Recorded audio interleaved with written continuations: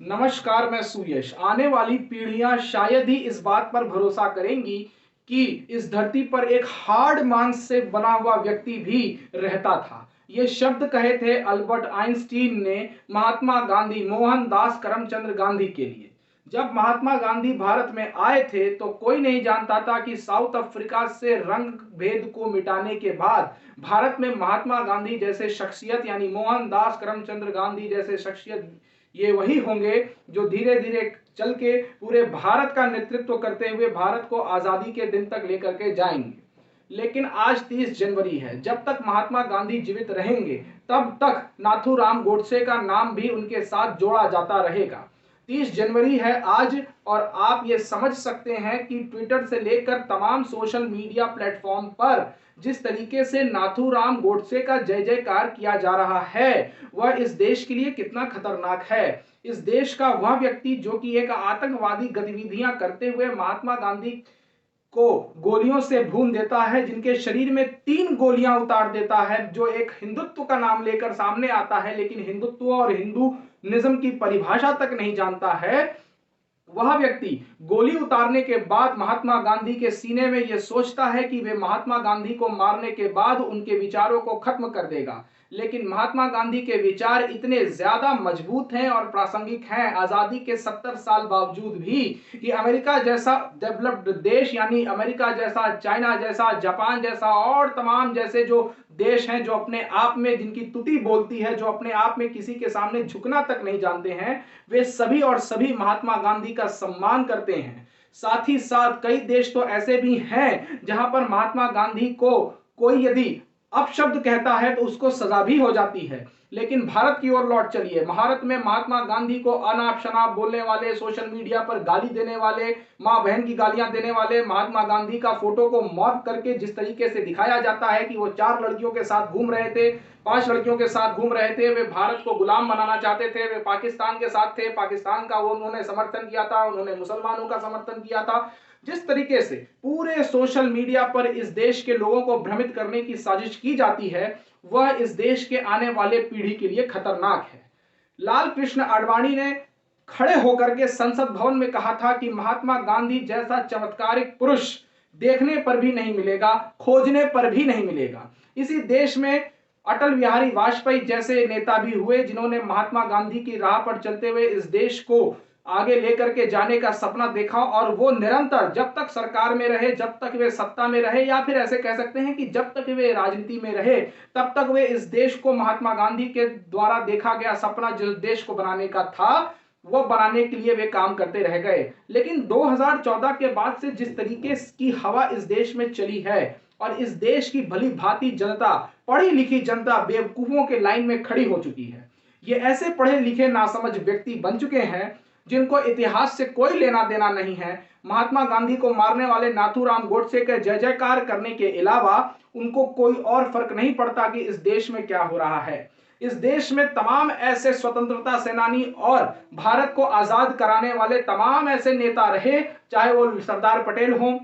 जवाहरलाल नेहरू हो, लाल बहादुर शास्त्री हो, 23 जनवरी को सुभाष चंद्र बोस जी की जयंती मनाई गई, सुभाष चंद्र बोस हो, भगत सिंह हो, लाला लाजपत राय हो, या तमाम और भी इस देश के ऐसे नेता रहे हो, डॉक्टर सर्वपल्ली राधाकृष्णन रहे हो, राजेंद्र प्रसाद रहे हो, ये इंदिरा गांधी जी रही हो, या फिर ऐसे कोई नेता जिन्होंने महात्मा गांधी को देखा है, जो कि महात्मा गांधी से मिले हैं या आजाद भारत के आंदोलन में महात्मा गांधी के साथ काम किया है। वैचारिक मतभेद थे, लेकिन कोई भी व्यक्ति यह मानने से इनकार नहीं करता था कि महात्मा गांधी ही एक ऐसी शख्सियत है इस देश में जो कि आजाद भारत को आगे ले जाने के लिए भारत का नेतृत्व कर सकते हैं, और कोई ऐसी शख्सियत किसी भी व्यक्ति को नहीं दिखती थी जो कि भारत का नेतृत्व कर सके।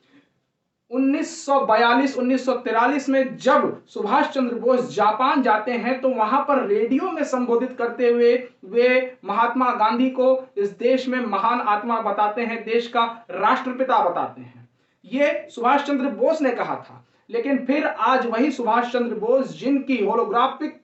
मूर्ति इंडिया गेट पर लगा दी गई है, उनके विचार तो गायब कर दीजिए। महात्मा गांधी जैसे शख्सियत के विचार, जिनके नाम पर यह देश, जिनके नोटों पर, हर एक नोटों पर महात्मा गांधी छपे रहते हैं, ये आज वही दिखाई देता है कि 100-100 चूहे खा के बिल्ली हज को जा रही है। सीधे से एक बात समझिए कि इस देश के प्रधानमंत्री श्री नरेंद्र दामोदर दास मोदी जी जब इस देश में यह कहते हैं कि महात्मा गांधी के द्वारा देखा गया जो सपना था देश का, हम वो बनाएंगे।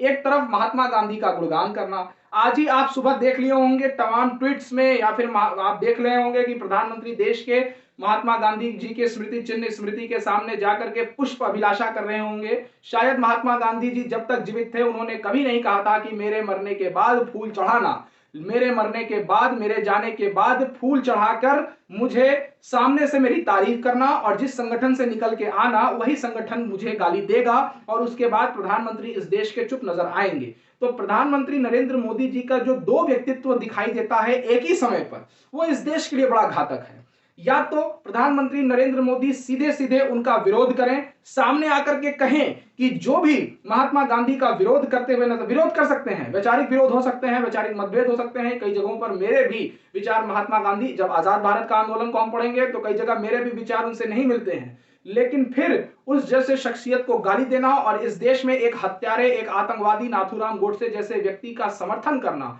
अपने आप में यह दर्शाता है कि कैसे और किस दिशा में यह देश जा रहा है।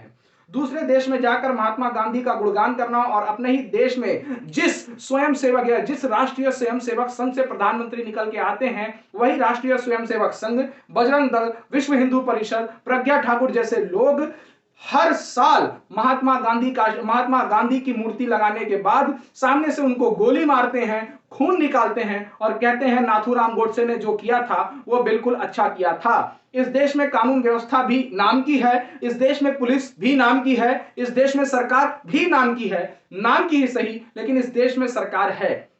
यदि किसी को लगता है कि महात्मा गांधी ने कुछ गलत किया था या महात्मा गांधी के नाम पर, उनके विचारों पर कुछ गलत किया जा रहा है, तो इस देश में किसी को भी न्याय और अन्याय करने का फैसला सड़क पर नहीं होता है। ध्यान से सुनिएगा, इस देश में कानून को हाथ में लेने का अधिकार स्वयं कानून को भी नहीं होता है और ना ही होना चाहिए। इस देश में जज की नियुक्तियां की जाती हैं कि दोनों लोगों के पक्षों को सुने और सबूत और गवाहों के आधार पर ही कोई फैसला सुनाया जाए। महात्मा गांधी के नाम पर सड़कों पर किसी को मार देना, गाय के नाम पर किसी को सड़कों पर मार देना, किसी को देशद्रोही और देशभक्त के नाम पर सड़कों पर मार देना, ऐसे भारत का सपना ना तो महात्मा गांधी ने देखा था और ना ही महात्मा गांधी ऐसे कभी देख सकते हैं। हाँ, जब महात्मा गांधी को 3 गोली नाथूराम गोडसे आतंकवादी ने मारी थी तो महात्मा गांधी ने हे राम कहा था। हे राम से यह देश हाय राम पर आकर खड़ा हो गया है। हर जगह पर राम भगवान का इस्तेमाल करके सिर्फ वोट लेने तक की बात आई है। अयोध्या में मंदिर बन जाने से राम राज्य नहीं आ सकता है। जब तक हम अपने अंतर मन में राम को नहीं उतारेंगे, राम की कही हुई बातों को नहीं उतारेंगे, राम द्वारा दिए गई शिक्षा को अपने जीवन में नहीं आदर्श बनाकर हम चलेंगे, तब तक राम राज्य की कल्पना दूर की बात है, हम रावण राज्य भी नहीं ला सकते हैं। आज के दौर से अच्छा तो वो रावण का राज्य ही समझ में आता है जिसने सीता को उठाया तो जरूर था लेकिन मां सीता के साथ किसी भी प्रकार की बदसलूकी नहीं की थी। लेकिन इसी महात्मा गांधी के नाम पर इस देश, महात्मा गांधी वाले देश में, इसी देश में हर मिनट ना जाने कितने रेप हो जाते हैं और एक तरफ एक संगठन यह कहता है हर बाला देवी की प्रतिमा, बच्चा बच्चा राम है। जब हर बाला इस देश में देवी की प्रतिमा है और बच्चा बच्चा जब इस देश में राम है, और महात्मा गांधी जब राम राज्य की बात करते थे तो वो राम राज्य कैसा होगा? जहां पर शिक्षा होगी, जहां पर स्वास्थ्य सुविधा अच्छी होगी, जहां पर जनता की भागीदारी सरकार में सीधे सीधे होगी, जहां पर स्वराज्य होगा, जहां पर सरकार से सवाल पूछने वाले को देशद्रोही नहीं कहा जाएगा, जहां पर इस देश की संसद इस देश की जनता को केंद्र में रखकर काम करेगी, जहां पर इस देश में किसान खुशहाल होंगे, जहां पर इस देश के छात्रों को अच्छी शिक्षा मिल सकेगी, जहां पर इस देश में छात्र जो चाहे वो बन सकेगा, जहां पर इस देश में पुलिस हो चाहे दरोगा हो, चाहे आईएएस हो चाहे आईपीएस हो, चाहे कोई भी संवैधानिक पद पे बैठा हुआ व्यक्ति हो, वो संविधान से ऊपर नहीं होगा। या इस देश में एक गरीब से गरीब व्यक्ति भी संविधान पे भरोसा करते हुए आगे बढ़ के